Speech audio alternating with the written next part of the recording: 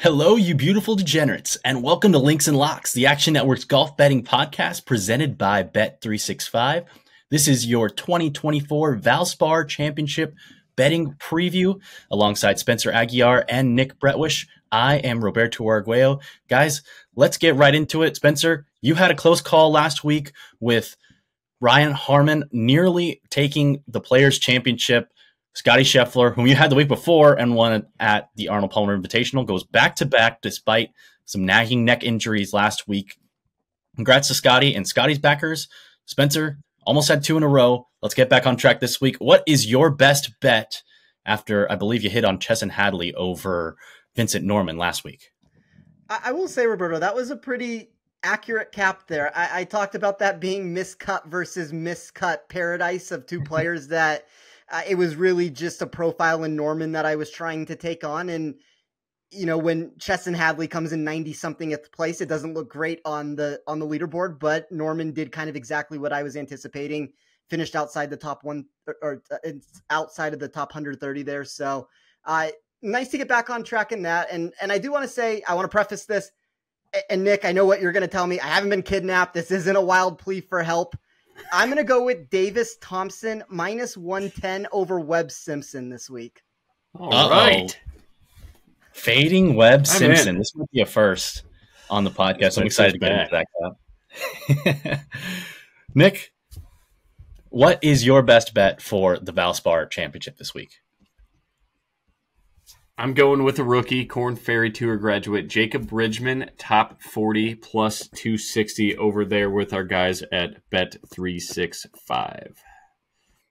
I really like that play and excited to hear your cap on that one in a moment. I'm going with a similar bet for my best bet this week. I'm going with another Korn Ferry Tour graduate in Chandler Phillips, playing in his 7th PGA Tour event this week at plus 300 for a top 40, similar to Nick. So before we get into those top 40 bets, Spencer, why are you fading your favorite son, or maybe father, Webb Simpson, this week? So I don't necessarily think, and this isn't the Hadley versus Norman play by any means. Like, you're going to hear me talk about Davis Thompson a lot during this tournament. I don't know if he necessarily has the most prototypical head-to-head profile. My sheet did have somewhat troubling trajectory for him when I compared safety versus upside. All that really is going to mean that the high-end numbers in my model ended up loving his ability to skyrocket up the leaderboard. However, there's a downside that's going to enter the mix because of some of that boomer bust nature that he possessed. I still found there to be a considerable edge, mostly because of the dislike that I had for Webb Simpson. I think there's this usual strength that he had in his prime that we don't necessarily have anymore for him, and that troubles me to give that answer on a podcast. But you know, I'm not going to come on here and completely shit on him. Like, it wasn't all bad. My math did uncover this very quality return with the projected total driving. I think that helps him remove one issue from the equation. But I guess for me, when I got deeper into the handicapping process of this wager, he graded as one of the top fade candidates on the board because of all the red flags that kept coming up, where I couldn't find a reason to discount them in any fashion. And I'll talk about why my model disliked them. And then just even in the areas where I was trying to find a reason to like them. And I mean, newsflash to, I guess, everybody listening, this is a weekly occurrence on my model of how can I make Webb Simpson be good inside of my sheet this week. But my model ranked him 87th in weighted proximity for Copperhead, 81st when considering it with those more impactful shots from 150 plus yards. He was 133rd when combining green and regulation percentage, proximity, and then the around the green category into one stat. That, for me, is where I wanted to see if Webb's lack of approach play could be salvaged in a different perspective, which obviously it wasn't if I ended up taking this approach. He was 113th for me in scrambling, 102nd, for weighted strokes gained total. That just really plummeted this outlook for me for a player who, I'm going to say, unfortunately, is on the wrong side of his career right now. You didn't hear this from me on the show. For anybody that asked, this is me secretly talking about Webb. I guess this is my version of taking him behind the woodshed and doing it in a very public podcast here at Action. But it pains me to go this route, you guys. Like, this is a player that for 2 years I've made every excuse for, and some of the total driving numbers do look good here, but combination of how much I like Thompson's upside and just the floor that I had here with Webb with a lot of those scrambling and proximity numbers. Couldn't get there. I think the market might be a little bit too high on him this week. Didn't think we would start with Spencer fading Webb Simpson, but here we are. Hopefully it pays off this week. Nick, why are you backing Jacob Bridgman for plus 260 in the top 40 market? For me, overall, it's, again, most of my answers on the show are usually just number grabs. It hasn't been the best run so far, but we did get Benjamin Martin to make the cut last week, so I was pretty excited about that. But overall, Bridgman grades out to me as one of the safer plays out of the Korn Ferry Tour guys, and my number was more proper around the 185 number. So to get plus 260 is just something I can't pass up. So anytime I get that much value, it will be my best bet of the week.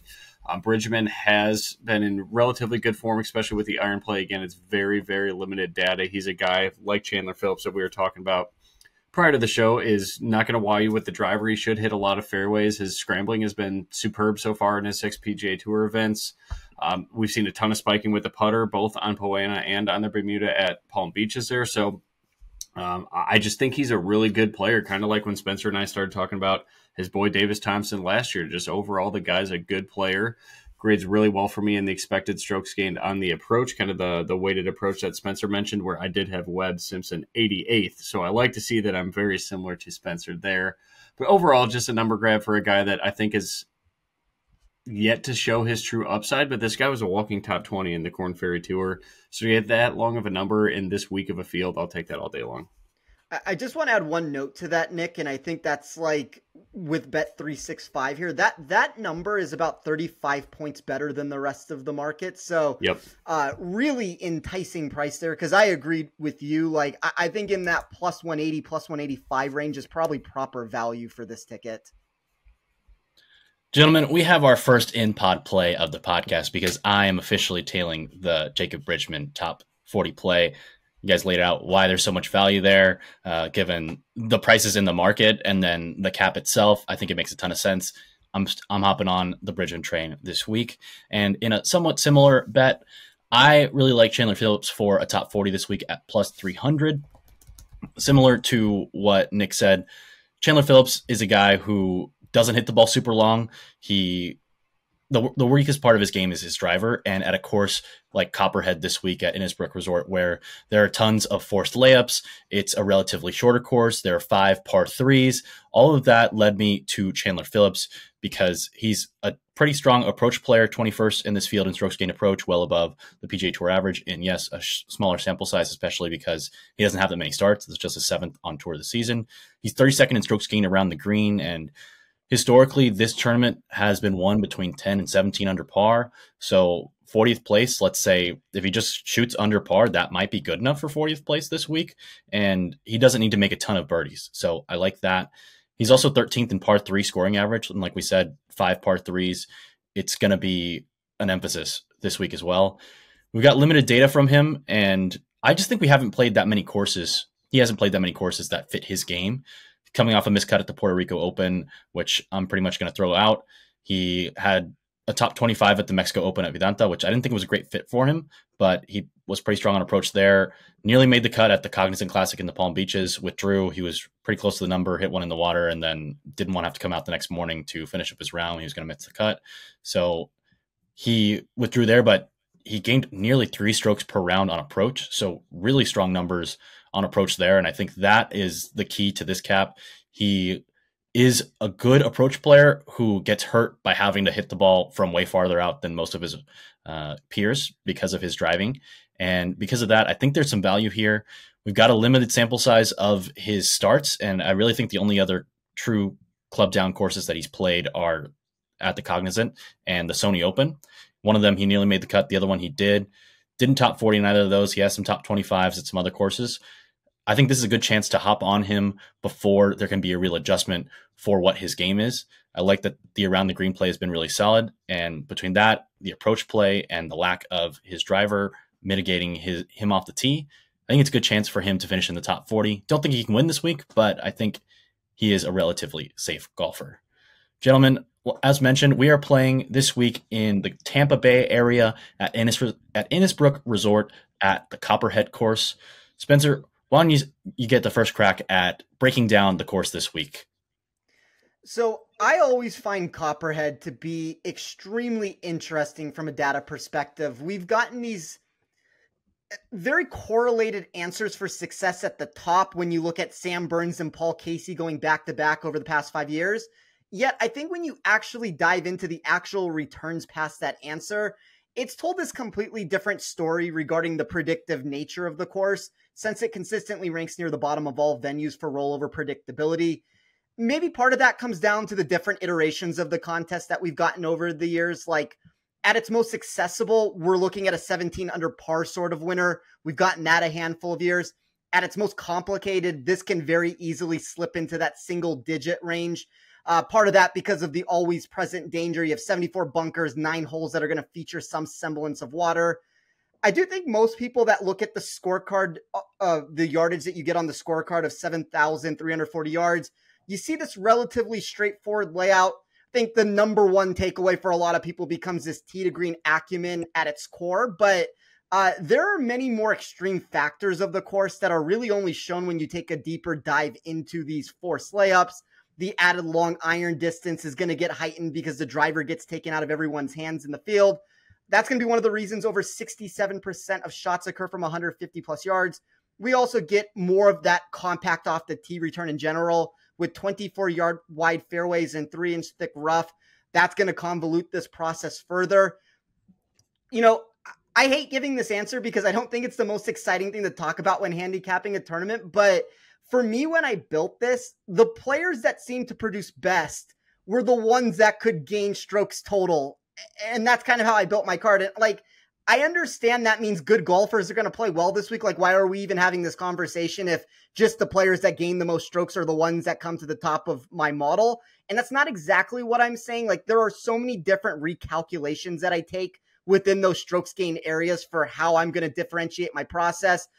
I take the generic strokes gain off the tee returns and I'm going to mold it into what I think for Copperhead. I'm going to use a lot of those weighted proximity numbers. I'm going to find similar green complexes, which I will say, and I haven't heard this talked about a lot in this space, so I'm curious to hear your guys' thoughts.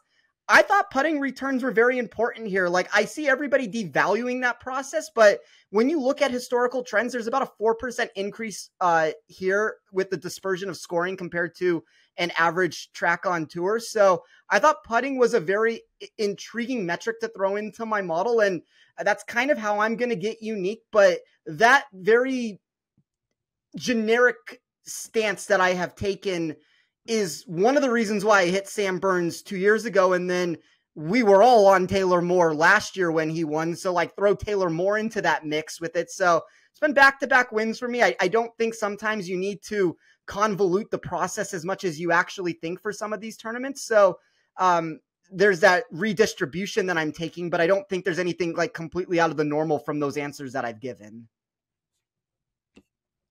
I love it. I'm with you on the putting. That's sorry to interrupt there, Roberto, but I was very high on putting myself, so I'm happy that you said that because that's something usually no one ever really talks about, especially when it, everybody names this a ball striker's course, and no one really talks about putting. So yeah, I'm in.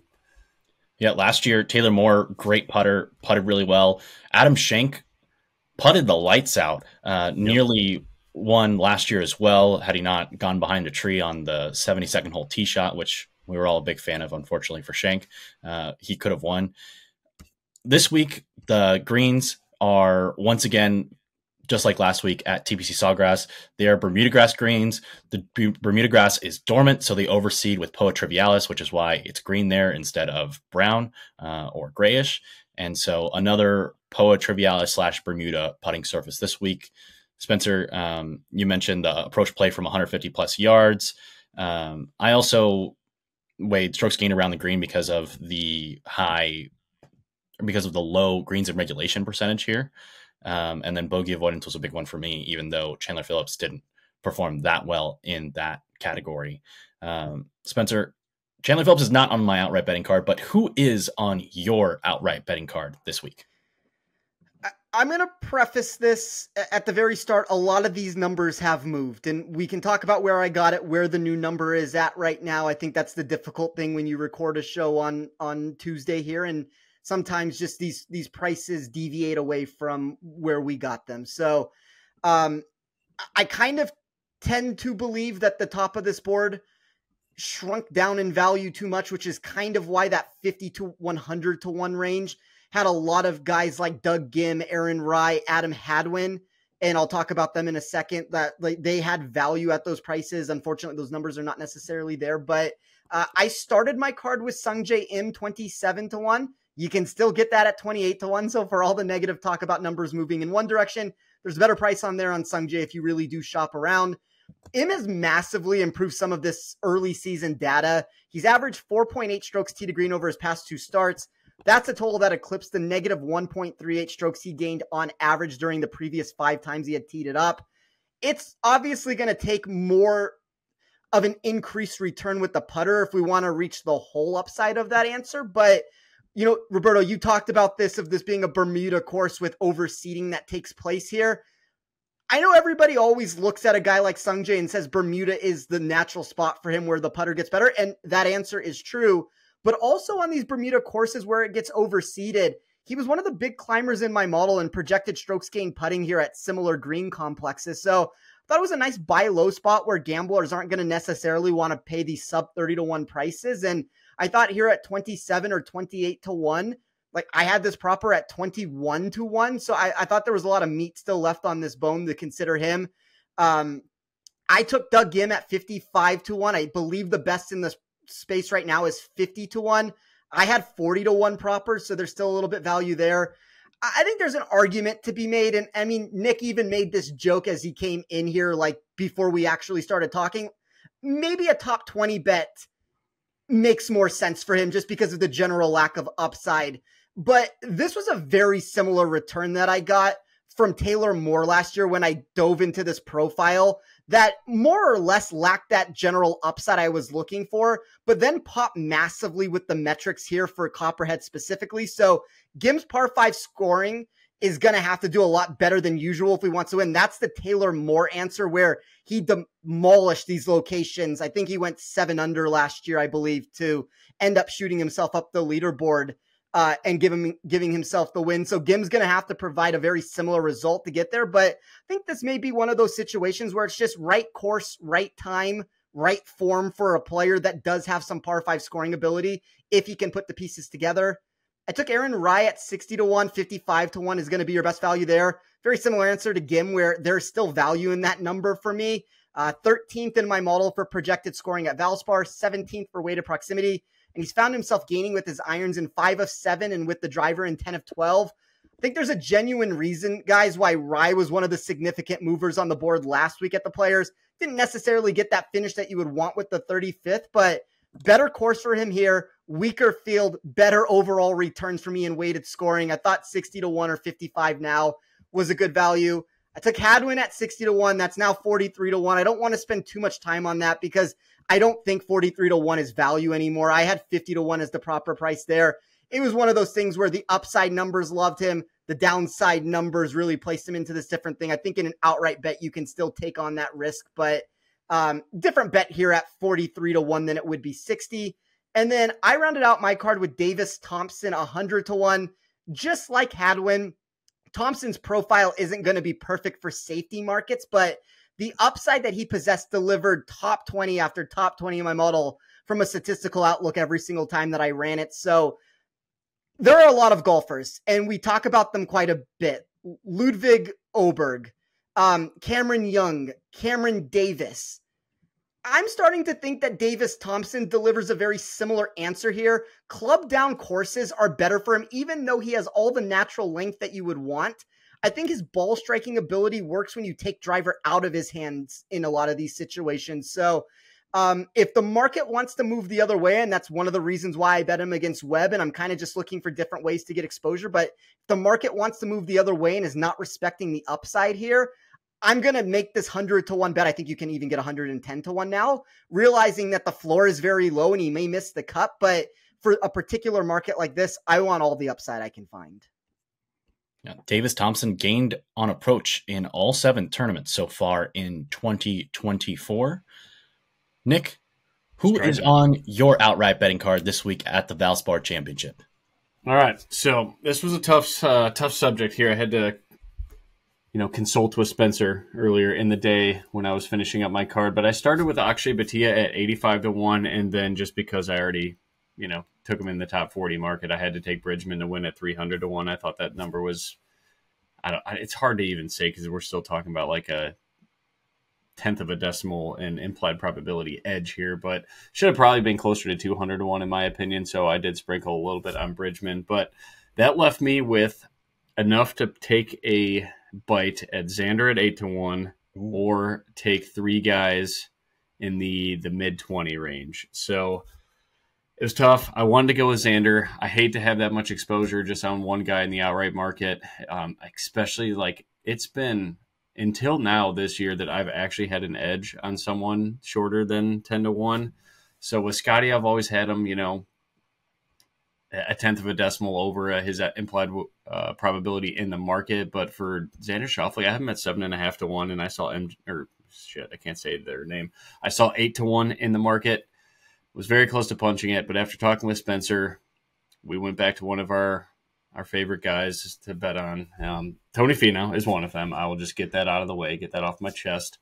At 28-1 on Bet365, I followed Spencer on Sanjay M. I don't know if I love the price, but if he was just in any bit of form outside of just the players, I feel like that's a number that's probably right around the 18-1 on a normal week, especially in this field. Cameron Young was someone that surprised me. Similar, like exact reason that Spencer talked about Davis Thompson, the club down spot. I think that's where I want to pick on Cameron Young, especially with these longer irons that he absolutely stripes. He grades second in my expected strokes gained on approach this week. Number 1 being Tony Finau, number 3 being Xander Schauffele, number 5 also being Doug Gim. So pretty close to everything Spencer said right now.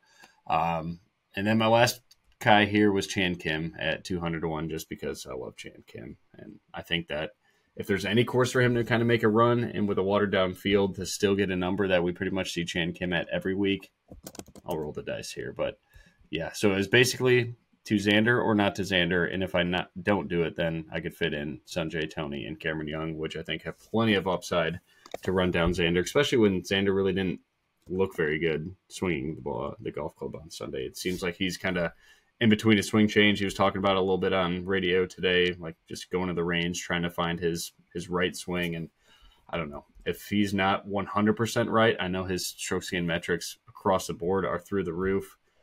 I'll still roll the dice on a guy like Tony Finau, Cameron Young, or Sanjay M getting back into elite form and running him down here.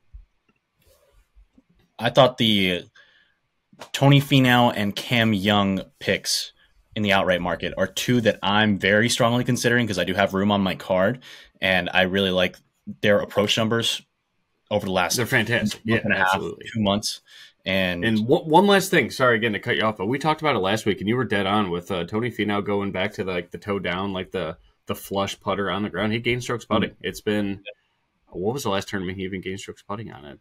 I guess a little bit the Mexico Open where he did make the change, and other than that, the putter has been atrocious for damn near a full calendar year right now. So props to you on finding that. And again, that's something I would like to build on because we know the ball striking is damn near second to none on the PGA Tour, I guess, besides Scotty Scheffler, of course. But other than that, Finau was absolutely striping the ball. Yeah, Finau gained strokes throughout last week, except for off the tee. He must have hit some water penalties there when he finished T45. I'm very intrigued by Finau and Cameron Young. I can pretty much guarantee I'm going to add one of them. Just depends on the numbers that I can find, but I know both are in the 30-1 range throughout the market. So very intrigued by those. Chan Kim also catches my eye. I have played him throughout on DFS this season. Very bullish on him because of the long irons, and I think this is a spot to play him. I don't know if I can bet him outright, but at plus 210 in the top 40 market, I'm very intrigued. I do think he should have a shorter number than he does in the outright market too. So, I mean, maybe I will bet him. Spencer, would you say that's the same thing for Chan is probably the best to go like the top 40? Because he has been playing incredibly safe. I worry about his scrambling a little bit here. If he does miss a fairway, does miss a green in regulation, his short game is certainly like second half of the field, I'd say here. And the putter has always been sketchy, although it's been pretty good this year. So that I was, pretty happy to hear that Spencer's really weighting putting as heavy as I am, if not probably heavier from the sounds of it. So that's my only concern with him. Yeah, I think when you look at a player that's usually, let's just say, a fringe top 30 sort of overall rank, which is going to be a really good answer here for a name like Chan Kim, but you have that negative movement for upside, but the safety numbers get better. That's typically where I want to find my top 40 sort of bets versus either betting them in the outright market or even pushing them up much further than that range. I mean, I think you could probably go a little bit higher than a top 40 if you wanted to get more aggressive there into like a top 30, but I do think there's a threshold cutoff at some point where he becomes less value as we start pushing this up the board more.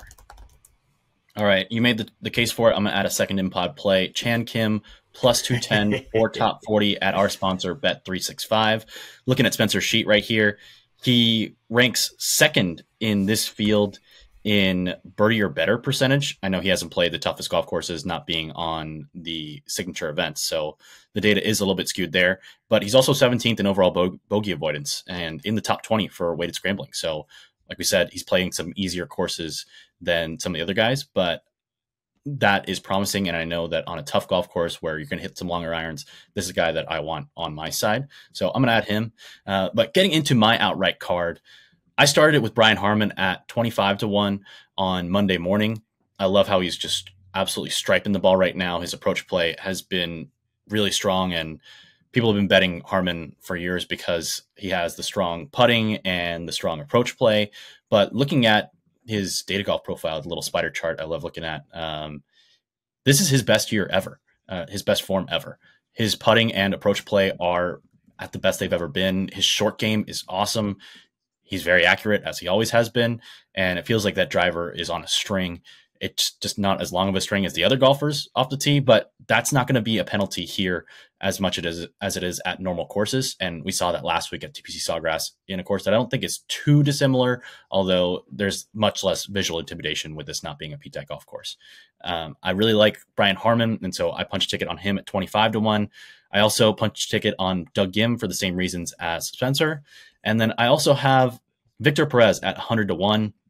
I backed him at the Puerto Rico Open. We mentioned him on the pod. He was one stroke back of the winner there. He has been playing some really solid golf lately. Looking at his profile, he has gained on approach in every single start so far this season on the PGA Tour. The problem was his first three starts, he was horrific with the putter, which led to only one made cut. But since then, 16th at the Cognizant in the Palm Beaches, then like we said, a T3 in Puerto Rico, just one stroke behind Garnett and Barnes, who went into a playoff. And he's a guy who's been around for a while, has a ton of pedigree. I think he hasn't really played up to that talent. And I feel like right now he's finally scratching the surface of his potential. I think it's a good chance to catch him in good form in a lesser field at a course where he can leverage that approach play. And if we get a putter that isn't as cold as it was to start the season, perhaps a switch away from the Poana over to the Bermuda Poa Trivialis here in Florida does him some good after he gained strokes putting at the Palm Beaches. So I took a chance at him 100-1. I think he's somebody whom I'd like to play in more of a safety market. So maybe a top 40. I know he's plus 130 there. If I can find a matchup on him, that's something that I'm intrigued by so far this week. Already got a couple top 40 bets, so I don't want to be too exposed to that market. So I'm going to keep an eye on that, but I am bullish on Victor Perez, especially this week, and we'll see if he plays the next couple weeks as well going into Texas. That's all for my outright card. I'm very close to adding one of Cameron Young or Tony Finau because I think those guys and their long iron play are a great fit this week, and you could make an argument that those guys should be 20-1, I think, in this field. So I'm very intrigued by those guys. Before we get into our one and done conversation, gentlemen, wanted to give a reminder that the podcast is presented by North Carolina's newest sportsbook, Bet365. Bet365 doesn't do ordinary. That's why you get more boosts with them than anyone else. Every day they power up the odds on hundreds of bets to give you a chance to win more. Bet365 boosts specific markets, your winnings, and even parlays, and they don't stop there. Keep an eye out for their biggest and best odds with the incredible Super Boost. Check out the boost and see why it's never ordinary at Bet365. Must be 21 or older and present in Arizona, Colorado, Indiana, Iowa, Louisiana, North Carolina, New Jersey, Ohio, Virginia, or 18 and older in Kentucky. Gambling problem? Call 1-800-GAMBLER or 1-800-BETS-OFF in Iowa. Terms, conditions, and restrictions apply. All right, gentlemen, we have been lapped in one and done with Scotty Scheffler winning in back-to-back weeks. So it's getting tough for us. I'm pulling up the leaderboard here in our 15-man pool. Nick is in fourth. Should have taken Scotty. I don't know what I was doing. Getting cute. It looked great on Thursday, though. I was already victory lapping Rory to you guys. That's my move, though. I always call it early. That's just what I do. I think he sent a text to us when he was on the 5th or 6th hole and at 7 under par, and then he hits it in the water and then has that 30-minute conversation with his playing partners on the 7th hole, right on cue. You can't write that stuff. But a win this week could put you back in first place. So you're in fourth. I'm in sixth. You're 300 grand ahead of me. Spencer is in 10th, a bit of a ways behind us. Nick, I'll let you have the floor. Who are you considering this week, and or do you have somebody that you think you're going to lock in? All right, so I have two guys. One's chalk. I think everybody's going to play him, and I think that's why I probably have to go the other way. I think it's just the contrarian lifestyle that I like to live in this space. Brian Harman sitting there, perfect course fit, not going to miss a fairway. Irons could not be in a better spot. I am not afraid of him winning an elevated event. You know my thoughts on Harman, so I feel like this is a great spot to use him. Having said that, I don't think a lot of people are going to play Cameron Young, and I don't know if he's going to get his first win on the PGA Tour at a elevated event. So I feel like this is a really good spot for him and everybody that has guys around there. I don't know, maybe people go to Nick Taylor. Honorable mention Sanjay M. Right now I'm leaning Cameron Young just to get different. I am leaning Sam Burns because I looked at it earlier this week. I think 7 of our 15 players have already used Sam Burns. So even though he's at Amex, didn't I? He's going to be chalky this week. But I think you did. That was good. That was a good week for him. Even though he's going to be chalky this week, I know that in our small pool, not a ton of people have him, including a few guys at the top. So I'm very much considering the horse for the course this week. I'm also considering Brian Harman until I realized I use him at Sony, so that's not an option for me. I was also considering Finau and Cameron Young, but I've already also used Finau. So for me, it's probably going to be Sam Burns or Cameron Young, but I'm very much leaning toward Sam Burns. Spencer, what are your thoughts on one and done this week? This is the same answer I keep giving every single week. It's have you seen those TikTok videos where they put 6 different drinks out and it's the blind, can you put it in the right spot? There's a Pepsi, a Coke, a Sprite, and people try to match it correctly. Mm-hmm. I feel like I have done this the entire season where I have not gotten one pick correct and I keep putting everything in the wrong spots. And I use Scotty in the first tournament. I use Brian Harman in the second tournament with you, Roberto, at Sony. I use Sungjae somewhere. That was not correct. Maybe the American Express or something. It has just been, I have no players left to use of the names that I ideally would like to go to. I probably would have played Cameron Young, and maybe this is overthinking the game theory answer here because I don't want to take, I mean, in fairness, everybody's in front of me right now. So I don't know why I'm worried about Nick necessarily. Just comment on our picks at this point because you're out of it. Yeah, what is $1 million going to do when Scotty earned $8.5 million and half the league ended up putting him in one of the 2 spots? That's not a good answer. I should have done it last week. I don't know what I was thinking. I think it's the volatility of the course. I understand why you didn't go that route to want to save him somewhere else. It unfortunately backfired, but I don't know what to do. If you're taking Cameron Young and Roberto's taking Sam Burns, so I don't necessarily love Burns this week, but he does have the course history here. I think I'm going to Sanjay. This is you bluffing me again. We've already played this, and all of a sudden I end up on Oberg, and then we both play him. Didn't you both use Sanjay already, or just Spencer? Just Spencer. I don't think I've used him. Spencer, you used him at where? I used them. I guarantee you I used them somewhere. I think I used them at, I want to say the American Express when he came 25th because I got 60-something thousand. And then he started just finishing 60th or missing cut. So you broke Sanjay M, so that's good. I will try to bring him back to life this week. I'm locking it in live on the air. I got my phone right here. Sanjay M is my guy. Then based off of that answer, I'll probably say Cameron Young, and I think as a second pick, I do think Aaron Rye is intriguing. I was thinking about like going way down the board like that. Like, do you think people would actually play Doug Gim? Aaron Rye, I think, has a little bit more. He's going to be used. I think Aaron Rye's got more win equity. I like that pick. I think, like, moving forward, and this is my pitch on air, we got to make this a 2 or 3 pick contest every single week. This 1 pick contest, I'm 10 for 10 in made cuts, and I'm in last place in the contest. This is not fun. Spencer there are 5 people behind you, but yes, that is frustrating.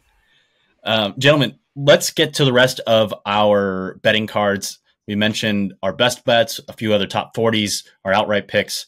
Spencer, what else is on your card this week at the Valspar Championship? So Aaron Rye, 44th or better over at Bet365 at minus 120. I thought that was a very intriguing price for where my model had this priced. I think in general, these placement markets have really become... The value's gone, and we talk about this most weeks. And I think even if you look at any of our cards with the way that we're trying to do this with Chandler Phillips or Bridgman, or I also have Bridgman, but like any of these names, we're trying to take some of these guys further down the list, hit them at 2 or 3 to 1 for a top 40. So I think that's where the value will be found right now. Thought Rye at 44th or better was kind of the one way to try to get unique there. I did take Justin Lauer for a top 40 at plus 240. I also have that Jacob Bridgman ticket as a top 40 at plus 260 over at Bet365. So those two in particular in the top 40 market, those were the 2 best values that I had this week. I like those plays. We're all on Bridgman, so let's go, Jacob. Nick, what else you got on your card this week? That is it. Spencer touched it. The only other play that I have in the placement market is Justin Lauer at plus 240. Yeah. He grades 39th in my expected strokes gain on approach, rolling the rock pretty well, and having the best short game year on his, semi-new PGA Tour career. So good value there. I would have priced that one closer to like plus 175. So I will take that value all day long. Yep, that's exactly what I had as the proper price. I am 41st overall in weight of proximity. He climbs to 15th overall when we look just from this 150 plus range. All right, I'm going to tail that one too. Love when you guys are both in agreement with such strong edge on projection. So let me see if I can find that one in the plus 200 or better range. I know you got it plus 240, Nick, so I like that. I think we've touched on everything so far this week. Gentlemen, I wanted to ask you a quick Masters question. We don't have any more signature events between this week and between now and the Masters with the players in the rearview mirror. Have you guys punched any tickets for the Masters, or have you looked at any markets so far, or just off the top of your head, is there anybody that you want to bet in the Masters? I know the field isn't 100% locked in yet. I mean, I guess I appreciate Rory playing so badly most of these weeks to try to push me not to bet him at Augusta for the 10th straight time and lose money in that fashion. I don't have an outright ticket right now. As crazy as this answer would be, I think if you could have gotten Scotty a month ago, that's probably the time that would have been perfect to jump in. And unfortunately now I've seen him more in that like 5 to 1 range, which is going to be unbettable at that price. More likely than not. I haven't run numbers yet, but thing to note there, it is a limited field contest where the bottom of the board there is extremely bad with past champions that come in. So you're going to have a lot of money towards the top there where these prices are going to look gross on the board just naturally based off of, there's 18 to plus players, we'll call it, that probably have like a legitimate chance to win that tournament. And then most of those other names are those fringe guys who kind of work their way in. But there's a reason why Augusta has the most course history predictive nature of any course that there is. Typically you can run about 5 or 6 categories, and I do this every single year. And if a player doesn't fit in that range, they don't win the contest. So I'll probably write something about that for action as we get a little bit closer here, but nothing for me right now. Nick, anything that stands out to you about Augusta National 3 or 4 weeks out? I mean, I think at this point it's probably Scotty's to lose again, right? So maybe we can get an inflated number. I don't think we're going to get an inflated number on Jon Rahm, and I don't want to talk live. It's not really our thing, but Dustin Johnson was someone I was really interested in last year there, and his ball striking was fantastic. He just could not make a putt, and his short game was terrible. Historically, that is not an issue with him. So if we can get, I don't know, I would probably price him in trying to run numbers as we speak. If we can get him 40 to 1, I think I would roll the dice with Dustin Johnson. I still think that's he'll probably, just because name brand value, they'll probably put him in the mid 30s. But if there's a 40 to 1, I think I'd go with Dustin Johnson. I have a question. It's a big name tournament for me. And again, like Spencer said, course history means so much there. As much as I do not love course history, there it does. So I don't think I'm going to fall into all the Joaquin Niemann love that seems to be happening over the market the past couple of weeks. I think his price will be inflated. But if Dustin Johnson kind of comes in there as a sleeper that no one's talking about him, I feel like that'd be a really good spot for a guy like that. Obviously, again, without Scotty, but yeah. I agree. 40 to 1 sounds like a good price on the surface there. I guess I have a question for you, Nick. Not that we want to talk a ton about live and everything that goes into that, but that's one of the problems I think when I put my model together for all these majors is that there's just such a limited sample size of data from recent returns that you're going to find from a statistical perspective. How are you treating that when you go with a person like Dustin Johnson? Are you using long-term historical data that you have on him and throwing it into the model?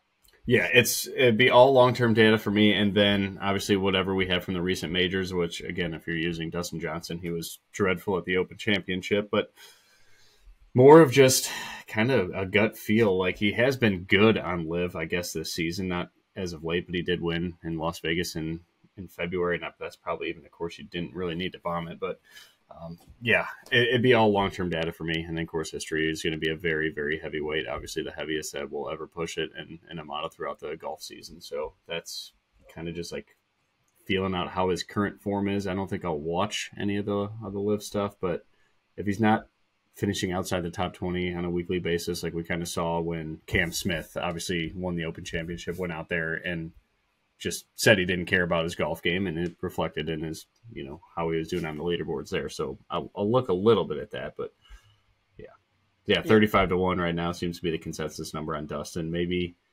Jon Rahm can make a spike and get sub 10. I don't know, but I would love to see Dustin at 40 to 1 range. I think he's got way more win equity, unfortunately, than a guy I bet every single week of Tony Finau. Yeah, I mean, I think that's a probably natural answer of a legitimate multi-time major winner versus player in Finau that the numbers look great and just doesn't seem to ever get across the finish line.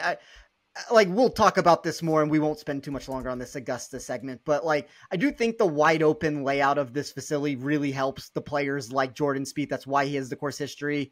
That number is going to sink just because it's Jordan Spieth at Augusta. I don't know what the price is right now. If one of you guys have it, you guys can chime in, but I do think that for some of these live golfers, like a Cameron Smith becomes intriguing. If that number falls far enough just because of the out of sight, out of mind sort of situation with him. Yeah. Jordy's right around that 18 to 22 range, depending on what book you're looking at. It's going to be a little too shallow there, but yeah. I'm seeing Spieth at 20 to 1 and Smith at 25 to 1 on our sponsor Bet365. One thing to keep in mind is that normally the week of the Masters, they will lengthen the odds a little bit. So you'll get some better odds the week of the Masters than before, just because people have been piling on for months now since this market has been open. So the value has kind of been sapped, and then they don't want as much exposure right now on some of these guys until they get a better picture of their projections in the week. So if there's somebody like Dustin Johnson, who we can find in the market 36 to 1, you want 40 to 1, I'd say wait. You can probably get 40, 50 to 1 the week of the Masters. I had a couple of guys that I was thinking of this past weekend as guys who didn't necessarily have the best course fit at TPC Sawgrass, but played well. Sahith Theegala came to mind, and Spencer, you bring up Jordan Spieth. I think Sahith's best comp is Jordan Spieth. I don't think he has quite as much upside as prime Jordan Spieth. The approach numbers aren't quite there, but I love the short game prowess and the putting that he has. He does have the ability to spike on approach as well, and the driver is crazy, just like Jordan Spieth. If you saw any of this week's tournament, there was a delay on Sunday, I believe, when Sahith Theegala on the 9th hole his drive way left, and there was nowhere for him to take it unplayable, so he had to just go back to the tee. People were saying they've never seen anybody hit the ball there. Well, clearly you didn't follow me while I was an intern playing TPC Sawgrass because I've been over there. But anyways, Sahith is somebody whom I'm incredibly bullish on for that specific course because of those wider fairways that will help him with the driver. Although this week him saying, yeah, I'm just going to be spraying it. I think that's just part of how my game is. Wasn't the most reassuring thing, but top 10 there last year with the 9th place. I had him in one and done at the Century because I thought it was a similar kind of course where the fairways help him out. He finished second there this year. So I really like Sahith. And if you're going to beat Scotty doing what he does, where he's not going to make many bogeys the whole week, you're going to have some putting upside. And I think he fits that mold, as does a Jordan Spieth, as does a Cameron Smith. I was looking around, couldn't find anything better than 55 to 1 on Sahith right now. I've got him at 100 to 1 from last summer. So that's going to be great until the Thursday of the Masters, unless he goes low then. But I got him. When I'm betting these major championships, I want to bet on younger guys who have the ability to hit some upside that isn't quite there yet. So if you wanted to bet Joaquin Niemann, don't do it right now at 30 to 1. Should have done it before the live run. But it's tough to do with Joaquin Niemann because he didn't even know if he's going to make the tournament. So I don't even, depending on your book, you might have gotten a loss on a Thursday morning when he's not even in the field. So be sure to keep that in mind. All books would have graded that as a loss with the futures market there. So like there were a lot of people that were writing me like when he was, closer to triple digits there. And I'm like, well, he's not in the field, and unless he plays his way into it, he's probably not going to make it with everything that's going on right now with the PGA Tour and Live. So it's a tough thing. And you kind of mentioned this, Roberto, like there's 2 times to make these wagers. You either bet it months out in advance where you get a number grab on a price that ends up moving across the board all the way, through certain portions and certain sections, or you wait until like Wednesday night to where you get some of that drift of different books competing for every last dollar that's going to come into play. There's a lot of hold percentage in all these events. And I think when you talk about major championships, there's always going to be movement that occurs last minute of shops fighting for every last dollar there. So be patient. That would be my biggest advice, is that if you are waiting for a certain number, you'll probably find it if you're within the range of where it should be. Yeah. I love that Theegala call. One other guy, just real quick, and then we'll move on. If the ball striking continues to be, obviously it wasn't great at the Players, but what we've seen the past month, what do you think of a guy like Minwoo Lee, who historically is a great scrambler, up and down, can get super hot with the putter? I know that hasn't been his MO this season, but historically, I mean, what we've seen from Minwoo is he could rain it from everywhere. I feel like that's a guy that should be able to play really well there, and he's in the mid-50s, depending on where you look. What has he done at the Masters in the past? I know he played there last year. I think he was cut last year, but the year before that, I had him at like 1% ownership, and I had a great Masters run in DFS that year. So I had T14 in 2022, miscut last year. Yeah, it was huge. Yeah, I remember that T14. Okay, so he was at like 1% ownership and super cheap. Distance, par 5 scoring, long iron proximity. I mean, those, and the ability to scramble. I mean, that's kind of the blueprint for success if you can put that together.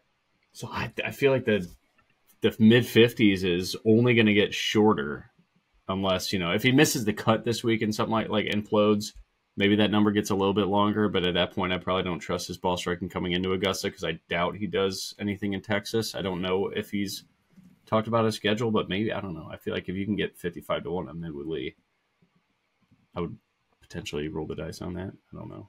Is that a bad pick? I think you might be able to get better. Yeah. Okay. I think it'll drift probably too, unless he goes out and he wins this tournament. Then all of a sudden, I think if he top 5s or top 10s it, then the number probably stays around the same. But I don't. If he top 5s, I feel like that's going to get a little shorter. I feel like he's probably somebody like a Neiman who had that run in the fall where he did really well at the DP World Tour events in Australia, where people kind of piled on him there, and he's just at a shorter number now because of exposure potentially, and so he might drift potentially significantly longer the week of. And if he doesn't play past this week, doesn't have a top 5 this week, then I think you'll get a chance to bet on a better number. But I don't see him jumping into the 30 to 1 range, for example. So I would recommend waiting there. Yeah, I'd give me a 65 and I'll probably just have Twitter release a Tiger swing or something like that just to start pushing that dead money into the market, and then maybe everybody else will move a couple points. Gentlemen, we're going to skip the rapid fire this week because we're pressed for time, but where can the people find you and your content this week, starting with you, Spencer? You can find me on Twitter at TOffSports. I will have my outright article here over at Action Network on Wednesday. I will have all the in-tournament matchups that I provide over the weekend. We've remained hot in that sector, so that has been great to see. I am trying today to rep UNLV, not in the big dance here, and that's very unfortunate that UNLV has become more of a football school than we are a basketball school, but we're not the days of Tarkanian anymore, unfortunately. That's we're has-beens at this point. Nick, where can the people find your work this week? And Spencer, well, before we get to Nick, Spencer, those in-tournament head-to-head bets, I think those are the most valuable bets I think you can find in the golf betting space, in really any betting space every week. And so I highly recommend you tuning in to Spencer's articles over the weekend because it's a great chance to get value on some overcorrections from the books and after a day or two of golf. So cannot recommend checking those out any more than I am right now. Nick, where can the people find you this week? At Better Golf Pod on Twitter. I'll do the DFS breakdown with Spencer, and then also a little bit of written DFS stuff at Win Daily Sports and Stokastic, all for the DFS side of things. All the betting will be on Action Network. And then Spencer, quick question for you and for the listeners. I try to catch that in play or that in tournament article pretty much every night. Is that usually when you post it? Is there like a set time, or is it kind of just let the market mature a little bit, or you like to beat it?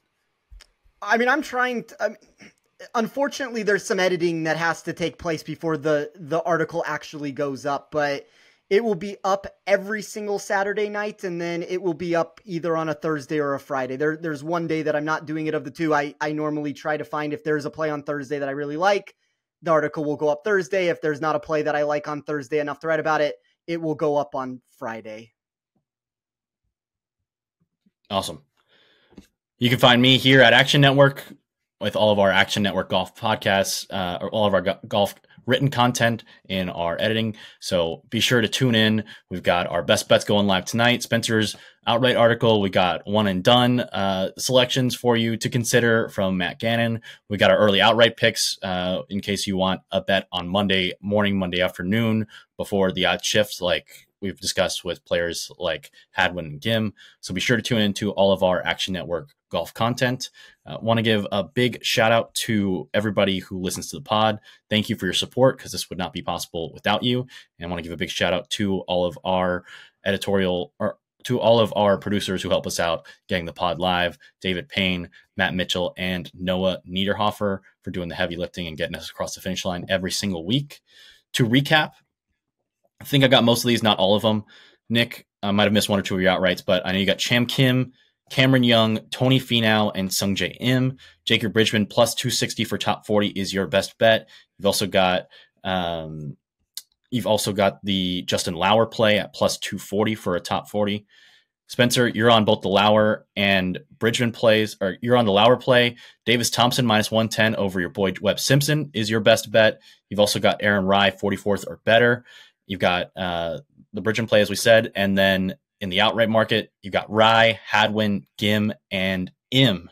So shout out to all of the Gims and Ims. The Gim Reaper on my card as well. I've got Brian Harmon. I got Victor Perez. I'm going to put one of Finau or Young. Going to do a little bit of a deep dive in there.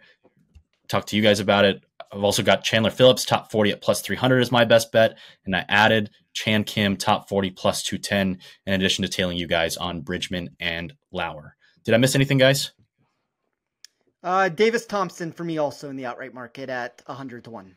Gotcha. Awesome.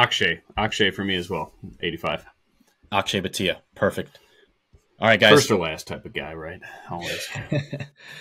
Fun podcast. Thanks for everybody for tuning in, and we'll see you guys next week in Texas for the Texas Children's Houston Open.